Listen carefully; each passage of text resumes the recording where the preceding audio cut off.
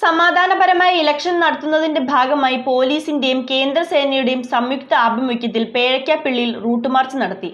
Pulinchode junction മുതൽ പേഴയ്ക്കാപ്പള്ളി വരെയാണ് 180ഓളം സേനാംഗങ്ങൾ പങ്കെടുത്ത റൂട്ട് മാർച്ച് നടന്നത്.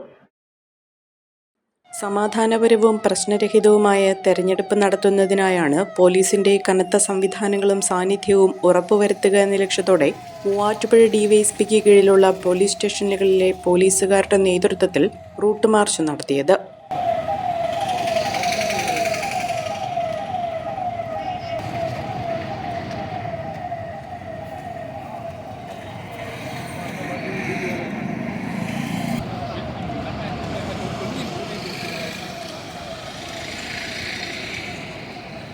പോലീസുകാർക്കൊപ്പം ഇൻഡോ ടിബറ്റൻ ബോർഡർ ഫോഴ്സ് ഉൾപ്പെടെയുള്ളവരും അണിനിരന്നു. മൂവാറ്റുപുഴ പുളിഞ്ചോട് ജംഗ്ഷനിൽ നിന്ന് ആരംഭിച്ച റൂട്ട് മാർച്ച് പേഴയ്ക്കാപ്പള്ളി ജംഗ്ഷനിലാണ് സമാപിച്ചത്.